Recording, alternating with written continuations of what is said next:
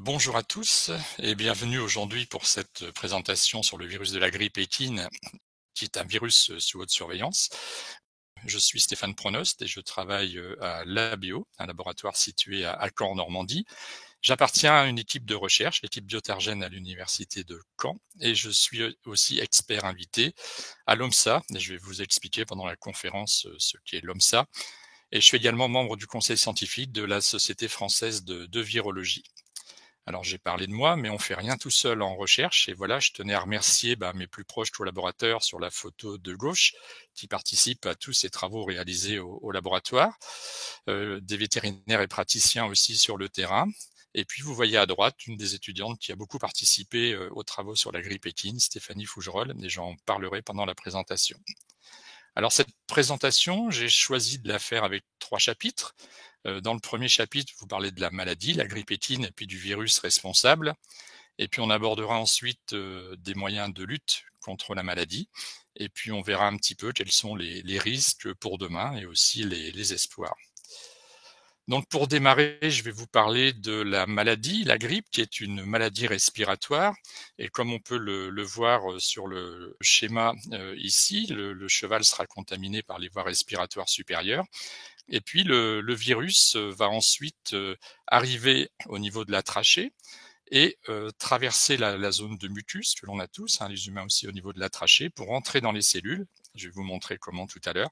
Il va s'y multiplier et puis voyez un petit peu ce que ça fait après. À partir de cellules qui sont des cellules ciliées, le virus va abraser la surface des cellules pour après, on va obtenir ce type de figure, ce qui fait que les chevaux, comme nous avec la grippe, ont des symptômes similaires euh, qu'on va retrouver ici avec les signes cliniques.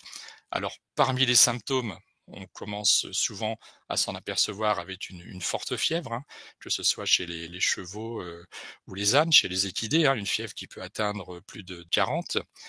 Une toux qui est caractéristique, forte, sèche et quinteuse souvent, un écoulement nasal séreux à mucopurulent, et puis des difficultés à respirer. Et puis un des risques aussi, la surinfection bactérienne, et on peut observer aussi de la myalgie et de l'anorexie. Alors on peut avoir des complications, soit des complications comme on vient de le voir à l'instant, des surinfections bactériennes, mais aussi à moyen terme des problèmes cardiaques et à plus long terme, des problèmes, respiratoires comme de l'asthme. Alors le taux de morbidité, c'est-à-dire le taux de chevaux qui sont atteints lorsqu'on a un passage de virus grippal, ça peut aller de 60 à 90, mais déjà on peut évoquer un petit peu l'intérêt de la vaccination puisqu'on chute un tiers chez les chevaux vaccinés. Et le taux de mortalité, heureusement, est inférieur à 1%, à l'exception d'un passage en 1989 chez des chevaux en Chine qui avait entraîné une mortalité avec un taux très élevé de 20%. Et les conséquences de cette maladie, elles sont au-delà du bien-être pour l'animal, bien sûr, elles sont économiques, avec un arrêt et une perturbation des manifestations hippiques, et puis aussi souvent du temps perdu pour l'éleveur avec le temps nécessaire pour la remise à l'effort qui va être prolongé. Alors le mode de transmission du virus, on l'a vu, c'est un virus respiratoire et c'est un virus parmi les plus contagieux et j'en parlerai à la fin de la présentation avec l'épisode qui a eu lieu en 2007 en Australie. Et au-delà de cette contamination par les voies respiratoires, il faut bien avoir à l'esprit qu'on peut aussi avoir la transmission du virus par contact direct. Alors le contact direct, ça peut être via des gouttelettes lorsque l'animal, par exemple, va tousser ou éternuer, mais aussi par la transmission par des aérosols avec des gouttelettes plus petites. Et il y a des études qui ont montré que dans un élevage où il y avait de la grippe, on avait pu détecter par PCR des génomes de virus grippaux jusqu'à 1,5 km au-delà du site où était observé ce passage grippal. Un autre événement qu'il faut bien avoir en tête aussi, c'est le contact indirect par les objets ou les mains. Et le plus bel exemple, c'est la jeune personne qui va faire son entraînement au centre équestre et puis qui fait un petit câlin au cheval avant de partir, cheval qui aurait la grippe et puis qui peut déposer du mucus dans son écharpe. Et puis si cette personne a la chance d'avoir un cheval en arrivant chez elle, qui va faire un câlin à son cheval, et voilà, le virus peut être transmis uniquement par un geste aussi simple. Alors après la maladie, C'est surtout dans les 24 à 48 heures, juste après la contamination que le cheval va excréter du virus et avoir un pic de fièvre. C'est un petit peu la courbe en rouge ici et l'excrétion peut durer jusqu'à 10 jours, en général. Et cette excrétion, on l'a vu tout à l'heure, quand les chevaux sont vaccinés ou qu'ils ont eu un passage grippal par le passé, qu'ils ont des anticorps, ils sont donc immunisés, ça peut diminuer le temps d'excrétion du virus, chez l'animal. Alors après avoir vu la maladie, on va maintenant s'intéresser, au virus. Donc, quand je dis s'intéresser au virus, on pourrait parler des virus grippaux. Comme vous le voyez sur le petit schéma ici à gauche, le cheval peut avoir la grippe, mais on retrouve, bien sûr nous les humains, on parle beaucoup de la grippe aviaire, on parle aussi de la grippe, porcine, la peste porcine, mais vous voyez qu'il y a beaucoup d'autres, animaux sur la planète qui peuvent aussi être contaminés par le virus grippal. Et donc, on leur donne des noms, et ces noms sont donnés en fonction de certaines protéines de surface du virus, et c'est un petit peu des noms de code pour ces virus. Et chez le cheval, aujourd'hui, on parle du H3N8, H7N7, sachant que le H7N7 a disparu de la circulation, et aujourd'hui, on surveille le virus dit H3N8. Alors, le virus de la grippe, je ne vais pas entrer dans le détail, mais voilà, on a un virus avec son génome à l'intérieur, et puis à la surface, il y a des protéines qui sont celles qui vont lui permettre de pénétrer à l'intérieur de la cellule pour faire le cycle viral, et également ces protéines constituent la première cible pour les anticorps lorsque le cheval veut se défendre contre le virus. Donc ce sont ces fameuses protéines avec la neuraminidase et l'hémagglutinine. Alors H pour hémagglutinine et N pour neuraminidase, et on voit le fameux nom H3N8 pour le virus de la grippe équine. Ce sont ces protéines que l'on va suivre un petit peu en recherche, mais également pour s'assurer que les vaccins sont bien adéquats pour lutter contre le virus, et je vais y revenir tout à l'heure. Donc brièvement, sans entrer bien sûr dans le détail, quand un virus grippal arrive chez un cheval, on a vu tout à l'heure ce qui se passe au niveau macroscopique avec l'arrivée par les voies respiratoires, traverser le mucus et arriver au niveau des cellules. Et là, quand vous avez un virus qui pénètre dans une cellule, eh ben, il va se servir de la machinerie cellulaire pour se multiplier, fabriquer tout ce qui est nécessaire pour fabriquer un nouveau virus, et la cellule va lui servir d'amplificateur, et à partir d'un virus qui serait entré, on peut avoir à la sortie de nombreuses particules, ce qui fait que l'animal va pouvoir contaminer après beaucoup de chevaux. Les choses seraient assez simples si on n'avait pas cette étape d'évolution du virus, comme ce qui peut arriver chez l'homme. On sait tous que le virus de la grippe est mis à jour chaque année chez l'homme, et une des particularités du virus de la grippe équine, eh ben, c'est que la mutation du virus est beaucoup plus faible que ce qu'on observe chez l'homme. Alors ça, c'est vraiment une chance. On n'a pas besoin de mise à jour du vaccin chaque année pour avoir un vaccin efficace pour lutter contre la grippe équine. Et donc, ce qui entraîne la mutation, ça va être le temps et puis les contacts de virus avec des chevaux. Les virus vont muter, et le fait de muter, ça va changer à la surface du virus la conformation de ces protéines que j'ai nommées tout à l'heure, l'hémagglutinine et la neuraminidase. Mais il y a également un autre moyen pour que le virus qui circule actuellement puisse être différent d'ici quelques années. Ce sont des phénomènes de recombinaison. C'est ce qui peut se passer, par exemple, si un virus aviaire pénètre dans une cellule respiratoire d'un cheval, par exemple, et un virus porcin qui pourrait également pénétrer au même moment dans la même cellule, et on aura à ce moment-là ce qu'on appelle une recombinaison. Les génomes des deux virus vont se recombiner, ce qui va produire un virus qui va être largement différent du virus initial. On aura donc un nouveau virus. Et là, l'impact peut être beaucoup plus important. Et c'est ce type aussi de changement qu'il faut vraiment surveiller de façon très importante, parce que ça pourrait limiter largement l'efficacité des vaccins.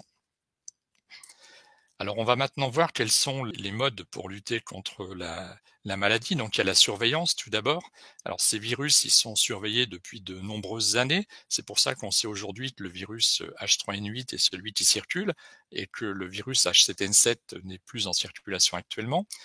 Alors pourquoi surveiller tous ces virus? Ben parce que on le dit de temps en temps, hein, mais il faut le rappeler, après l'homme, c'est le cheval qui prend le plus l'avion pour tous les échanges économiques et on a bien vu avec le Covid que de traverser tous les continents, il y en a pas pour longtemps à transmettre un virus dans une population donnée. Donc c'est vraiment extrêmement important d'avoir ces éléments de surveillance. Il faut aussi surveiller ces virus parce que les vaccins, même si le vaccin change moins souvent chez le cheval que chez l'homme, il est amené à changer. On peut changer, éliminer une souche qui ne circule plus, mais on pourrait avoir des réémergences et c'est très important de surveiller cette circulation. Alors qui surveille? D'abord, ben, ce sont les éleveurs et propriétaires qui sont les premiers à voir les signes cliniques et de s'apercevoir que le cheval, voilà, peut avoir un pic de fièvre, éternuer, et cetera. Et il fait appel à son vétérinaire, qui lui, avec sa connaissance, va pouvoir faire des prélèvements parce que il est très difficile de différencier avec les mêmes symptômes le virus de la grippe de celui de la rhinopneumonie, par exemple. Et le vétérinaire va envoyer des prélèvements au laboratoire qui va faire des analyses de façon à donner un diagnostic de certitude. Et dans cet élément, il y a aussi le RESP, qui est le réseau d'épidémiosurveillance des pathologies équines, qui est très important, puisque beaucoup de vétérinaires sont affiliés à ce réseau, et ça permet d'avoir à l'échelle nationale des informations en temps réel. Alors informations pour la surveillance, mais également pour des alertes lorsqu'on a une épidémie. Le RESP est l'organe qui va gérer la crise au niveau national et donner toutes les informations nécessaires pour voir l'évolution. Et le RESP a choisi l'ABO comme labo d'appui pour voir l'évolution des outils techniques, mais travaille également avec d'autres laboratoires. Il y a un réseau qui permet de surveiller de façon efficace l'apparition de la maladie sur le terrain. Une fois que la maladie a été, identifiée, que l'on a le virus et que il va être suivi par le RESP, le travail du laboratoire expert à l'ABO ne s'arrête pas là. On va être amené à caractériser le virus qui circule, de façon à communiquer au niveau international avec l'Organisation mondiale de la santé animale, l'OMSA. C'est une réunion où je suis invité une fois par an à Paris, et on a une visio en plus des 30 personnes présentes dans la salle, qui regroupe l'ensemble des pays pour lesquels la filière équine a une importance et qui justifie cette surveillance, parce que on doit s'assurer que les vaccins qui sont commercialisés sont en adéquation avec les souches qui circulent. Alors cette surveillance, je le disais, elle est, mondiale. On voit bien que là, on a quelques noms, de virus qui circulent, qui appartiennent au clade 1 ou au clade 2, dans différents pays et puis vous voyez en bleu ciel, on peut avoir les 2. C'est le cas en France comme aux États-Unis ou, dans d'autres pays. Et puis il y a des pays où on manque d'informations et aujourd'hui, seuls 3 pays sont indemnes de grippe équine: l'Australie, le Japon et l'Islande. Pour lutter contre la maladie, on a à notre disposition des vaccins. Alors, les vaccins sont composés de particules virales ou de fragments de particules virales. Une particularité pour le vaccin de la grippe équine, c'est vraiment une chance pour la filière, c'est qu'il y a vraiment beaucoup de technologies qui sont très efficaces.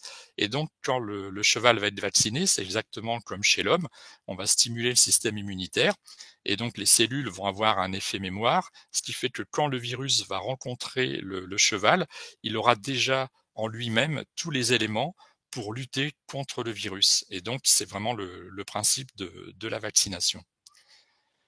Alors, ce qu'on demande à un vaccin pour être efficace, et c'est vraiment le premier moyen de lutter contre la grippe équine, on atteint d'un vaccin qui offre une protection complète, mais on peut aussi avoir une protection contre les signes cliniques. Ce qui est très important également, c'est de réduire l'expression virale, parce que au-delà d'être protégé, ben, le cheval va être moins contaminant pour les congénères. Et puis surtout, réduire la sévérité et la durée de la phase clinique. C'est exactement comme chez l'homme, on peut très bien être vacciné et avoir un petit passage et être beaucoup moins atteint que si on n'avait pas été vacciné auparavant. Donc, ce qui est très important, c'est de respecter le protocole vaccinal, on va le voir tout à l'heure. Et je tiens à préciser ici qu'on a vraiment la chance d'avoir des vaccins contre la grippe qui sont très efficaces. Mais je le redis, il ne faut pas oublier qu'un cheval vacciné peut être excréteur du virus. Alors on a un outil pour mesurer cette efficacité du vaccin et je ne vais pas passer trop de temps sur cette technologie, mais juste vous dire que lorsqu'on prend une prise de sang chez un cheval et qu'à partir de son sérum, quand on met ça dans un système qui est maîtrisé par mes collègues au laboratoire, c'est un système qui va comprendre un petit peu de virus et puis des globules rouges de mouton, et ça va entraîner une réaction qui va donner une plage de lyse. C'est un petit peu ce que vous observez ici, ce rouge clair à côté du rouge foncé, et la surface liée à chaque lyse est en relation avec le taux d'anticorps, la quantité d'anticorps présente chez le cheval, qui est elle-même en relation avec le taux de protection. Donc là, on a la surface en millimètres carrés, et là, on a le fait de pouvoir savoir si le cheval est protégé ou non. Et on voit que lorsqu'on vaccine un cheval, à la première injection, si on suit la courbe bleue, on aura des anticorps, mais ils vont pas rester suffisamment nombreux pour défendre l'animal contre le virus. C'est pour ça qu'on fait une deuxième injection qui va nous amener à un taux de protection, mais malheureusement, ça va pas tenir dans le temps. Et c'est pour ça que le protocole de vaccination comprend 3 injections. Il faut une troisième injection pour arriver à un taux de protection suffisant qui perdure dans le temps. Et ça, c'est vraiment important d'avoir à l'esprit qu'on a ce qu'on appelle un immunity gap, cette zone de danger pour l'animal quand il est jeune, où il n'est pas suffisamment protégé dans les 5 à 6 premiers mois. Alors, la vaccination, c'est effectivement quelque chose avec une protection au niveau individuel, mais également au niveau collectif. Et là, vous voyez bien que si vous avez des chevaux vaccinés en vert et des chevaux non vaccinés en blanc, si un cheval attrape la grippe, ici en rouge, avec cette barrière, tous les chevaux vaccinés, ben, la diffusion va se faire de moins en moins et on va stopper la dissémination de la maladie. On a ici une vaccination efficace. À l'inverse, si la vaccination ne comprend pas tous les chevaux sur le site, on voit que le virus va pouvoir aller contaminer des chevaux. On peut avoir un début d'extinction, mais quand le virus va rencontrer ce cheval non vacciné, ça va amplifier à nouveau la dissémination du virus et il va pouvoir se propager de site en site. Et là, on a une vaccination non efficace.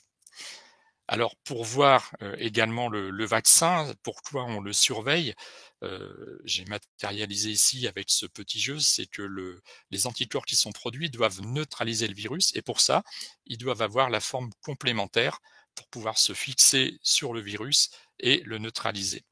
Et donc, lorsqu'on a des mutations, on va avoir un changement de conformation de ces fameuses protéines à la surface du virus.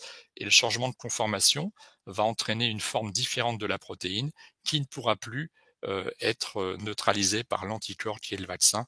D'où l'importance de surveiller à chaque fois la structure des virus qui circulent pour être sûr que les vaccins sont efficaces.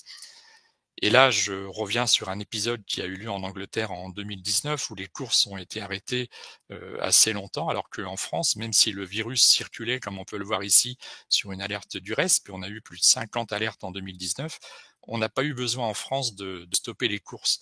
Et une des hypothèses que l'on avait émis après une étude réalisée à la BO pendant la thèse de Stéphanie Fougerolles, on avait étudié la protection chez de nombreux chevaux dans 4 régions françaises et montré que le vaccin, on avait une protection qui était à peu près de 87,6% sur l'ensemble des chevaux testés, ce qui montre qu'on a en France une très bonne protection liée à la vaccination et ce qui nous fait suggérer que c'est la différence qui s'est passée en 2019 entre nos camarades anglais et ce qui s'est passé en France. Juste pour décrire que, en fonction des chevaux étudiés, qu'ils étaient liés à l'élevage, aux exportations ou à du diagnostic donné, on avait quelques petites variations. Mais ce qu'il faut noter, c'est surtout les variations liées à l'âge, où on voit que après 2 ans, la majeure partie des chevaux vraiment sont protégés en lien avec la vaccination. Alors maintenant, on va voir qu'on a beau avoir cette surveillance et la vaccination, ben, parfois, malgré tout, on a le virus qui peut pénétrer dans un élevage et donc il faut essayer vraiment de tout stopper très, très vite, hein. C'est vraiment l'image du pompier qui arrive et qui arrête parce que si ça se passe pas comme ça, c'est un petit peu comme ce qui s'est passé avec, à Los Angeles avec les incendies. On a donc quelque chose qu'on ne maîtrise plus du tout et puis on est après observateur avant d'attendre que ça se calme. Alors, pour nous aider à bien réagir, bah, quand on connaît les facteurs qui favorisent la transmission du virus, c'est vraiment une aide pour lutter contre la maladie. Connaître que l'exposition, on peut avoir une exposition à des chevaux qui sont importés hein, sur différents sites. La participation à des compétitions, à des courses aucun problème, mais il faut savoir qu'il y a des précautions à prendre.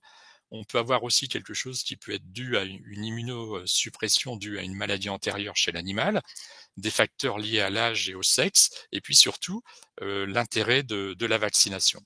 Et puis au niveau saisonnalité, ça on le sait, hein, c'est souvent en février-mars que l'on observe le plus de passages grippaux. Et donc par rapport à ça, il y a toutes des mesures de biosécurité qui peuvent être mises en place. Et moi j'aime beaucoup ce schéma qui avait été montré pendant le Covid, où une seule mesure ne suffit pas à stopper la dissémination du virus. C'est vraiment toute une succession de mesures, hein, parmi lesquelles on va retrouver de l'information et de la communication. Quand il y a un passage sur un centre équestre, par exemple, pour ne pas faire n'importe quoi, aller soigner, par exemple, d'abord les chevaux sains, puis terminer par les animaux malades, former le personnel, faire des tests, la vaccination, on en a beaucoup parlé. Et puis, on a la chance d'avoir en France aussi le RESP, le réseau d'épidémiosurveillance des pathologies équines, qui peut aider avec tous ces éléments de prévention que vous pouvez retrouver sur le site du RESP. Alors maintenant qu'on a vu le virus et la maladie, qu'est-ce qui nous attend pour demain? Il faut savoir qu'il y a des travaux de recherche qui sont réalisés et Flora Carnet, une des étudiantes qui a réalisé sa thèse dans mon équipe à l'ABO, a montré aussi qu'on pouvait booster un petit peu la réponse à un vaccin en co-administration avec un élément qui stimule le système immunitaire du cheval, l'IPPVO. Et donc si avec les vaccins qui marchent bien, voilà, on se dit quel est l'intérêt d'utiliser ce produit. Il faut savoir que face à un vaccin qui aurait moins d'efficacité suite à la mutation d'un virus, je pense que ce type de protocole pourrait être vraiment très performant. On a également des travaux de recherche avec des collaborateurs, par exemple à l'INRAE, qui nous permettent aussi de mettre en place des outils très modernes. Là, on a du séquençage sur Minion pour essayer de séquencer au plus vite les variants qui circulent sur le terrain. Et puis aussi, on entretient un réseau au niveau international. J'ai cité tout à l'heure l'OMSA, l'Organisation mondiale de la santé équine. Et sur la photo à gauche, vous avez ici Madame Grippe équine dans le monde, le professeur Anne Cullinan à l'Irish Equine Center. Et on a maintenant la chance à l'ABO. On va les accueillir dans quelques mois. On a eu la chance de faire un jumelage entre nos deux laboratoires, puisque nos deux laboratoires ont en charge la surveillance de la grippe équine dans nos pays respectifs. Donc il faut garder également aussi une très bonne qualité de surveillance, hein, à tous les niveaux, ça c'est essentiel. Je vous ai présenté le système de surveillance qui part du terrain jusqu'au laboratoire, et moi j'apporterai une attention particulière sur le développement potentiel de tests antigéniques rapides. Ils ont l'avantage d'être rapides, mais ils présentent une sensibilité moindre, donc voilà, il faut être alerté là-dessus. Maintenir le niveau de savoir-faire dans les laboratoires, la culture, savoir cultiver le virus de la grippe. Il faut savoir qu'il y a très très peu de labos qui participent à cette surveillance par la culture, dont fait partie l'ABO. On entretient tout ça là depuis maintenant le début de nos travaux sur ce virus. Et puis maintenir en France ce réseau qui nous est envié par pas mal de collègues dans d'autres pays, hein, en Europe et au-delà, le RESP, le réseau d'épidémiosurveillance, qui permet d'avoir les alertes en temps réel maintenant sur les smartphones. Il nous faut une surveillance élargie aussi, parce qu'on l'a évoqué, il y a le virus de la grippe chez le cheval, qui peut toucher l'âne également, hein. C'est quelque chose de mondial. Il y a beaucoup d'ânes en Afrique qui sont très importants pour aider les personnes, hein, dans leur quotidien. Et c'est vrai qu'un passage grippal qui pourrait affecter et disséminer toute une partie de la population équine dans un endroit donné, ce serait vraiment compliqué pour les personnes. Et puis, on peut avoir aussi cette notion par rapport au concept de One Health de participer à la surveillance globale de l'évolution des virus également entre l'homme et l'animal. Être vigilant parce que on a eu récemment une alerte en Mongolie avec des chevaux qui ont été atteints non pas par le H3N8, qui est celui qui circule partout dans le monde, mais par une forme de H5N1 certainement transmise par des oiseaux. Donc il faut surveiller tout ça. Et je terminerai en vous présentant brièvement ce qui s'est passé, je l'ai évoqué tout à l'heure, en 2007 en Australie, où il y a eu une épidémie qui est liée au fait que l'Australie était indemne de grippe équine. Et donc ils avaient un système de quarantaine, et un cheval était arrivé du Japon qui avait été vacciné, mais en contact avec un virus. On l'a dit tout à l'heure, on peut être vacciné, asymptomatique et extraiteur du virus. Ce cheval, en sortie de quarantaine, est allé donc dans différentes zones de l'Australie et je vais vous présenter en quelques diapositives ce que ça a entraîné, hein. L'Australie était indemne, donc la population était naïve, exactement comme nous avec le Covid, c'est-à-dire que on n'avait pas d'anticorps quand le Covid est arrivé. En Australie, c'était la même chose pour les chevaux, pas d'anticorps pour lutter contre le virus de la grippe équine. Et donc, vous allez voir en quelques diapositives comment, de semaine en semaine, le virus a pu disséminer sur le continent australien. Alors, les couleurs, c'est des nouveaux sites en marron à chaque fois et des sites déjà contaminés en gris. Donc, voilà en semaine 1, en semaine 2, en semaine 3, semaine 4. Vous voyez que ça se fait assez rapidement. Semaine 5, c'est pas des chevaux les petits points, c'est des sites. Semaine 6, et au total, c'est plus de 75 000 chevaux qui ont été contaminés, avec un total au niveau des pertes économiques pour nos collègues australiens supérieur à 1 billion de dollars australiens. Donc on voit quand même l'importance de surveiller ce virus. Et j'aimerais donc pour conclure, répéter un petit peu la formule qui avait été donnée par rapport au Covid, où on nous suggérait de tester, tracer, isoler. Et j'aimerais aujourd'hui, moi, insister, comme vous l'avez vu, sur la vaccination et dire que la bonne formule pourrait être aujourd'hui de vacciner, tester, isoler et tracer pour voir quel est le virus qui circule et vraiment faire passer comme message que un cheval vacciné peut être asymptomatique et extraiteur du virus et qu'il est vraiment nécessaire de l'isoler si le test PCR est positif. Et cette recommandation s'applique également à d'autres virus, et je pense en particulier au virus de la rhinopneumonie qui nous occupe également pas mal sur le terrain. Donc voilà, je vous remercie pour votre attention. Merci.